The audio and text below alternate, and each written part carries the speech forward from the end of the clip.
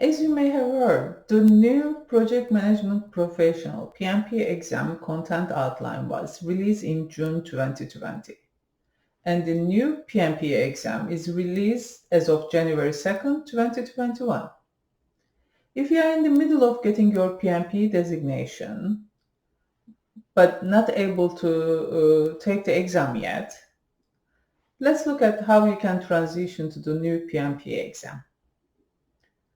I'm going to show you what to do if you are in one of the two common situations. Also, if your situation does not fit any of these, please feel free to reach out to me. First, if you have an active application, it means you apply to take the exam during 2020, also accepted by PMI, and your application is still open. You may already take the exam and fail to pass the exam. This is okay because you have a 1-year period until your application expires. It means you can schedule your exam in 2021. Other scenario, you may fulfill the education requirements.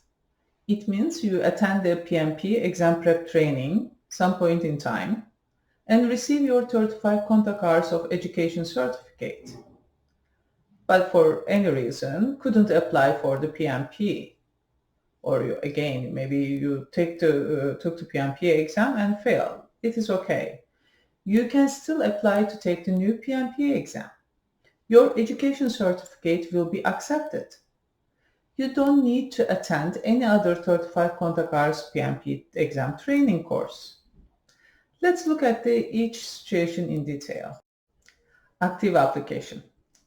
There is a good news here. You do not need to reapply or pay any additional fees or attend another 35 contact hours of training to schedule your exam. You still need to study because there are new concepts like Agile and hybrid. It's introduced in the new exam. And approximately about 50% of the exam is based on the existing content and 50% is based on the new concepts. But to help you bridge the knowledge between the current and new versions of the PMP, PMI is offering free access to an online course aimed at teaching concepts related to the Agile and hybrid project management approaches. The course is self-paced and offered online for free. This is the good news. Of course, there is a catch here.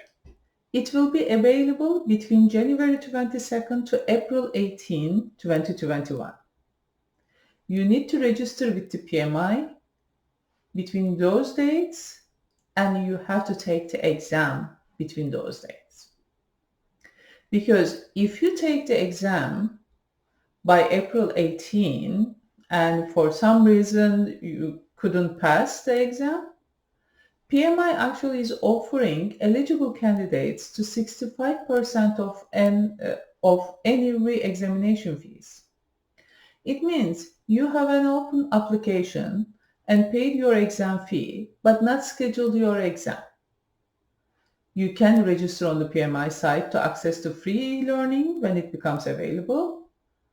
And also, if you fail, you will eligible to get 65% off from your second exam. But this is applicable to all candidates planning to take the new PMP exam by April 18, 2021. You need to fill out the form on the PMI website. You see the address here, but you should be able to easily navigate within the PMI site when you go to the learning and training and development. For any reason, if you cannot find the address and so, please reach out back to us. Let's look at the second situation. Say that you fulfill the education requirements. You might be able to take advantage of PMI's free training and exam discount if you complete your application as soon as possible. You may have an old application and it might expired. You can reactivate your application and also you can reuse the 35 hours contact hours education certificate. Because remember, there is no time restriction on when you attend the PMP exam prep training. You have to verify at least 35 contact hours of specific instructions that addresses the learning objectives in the project management.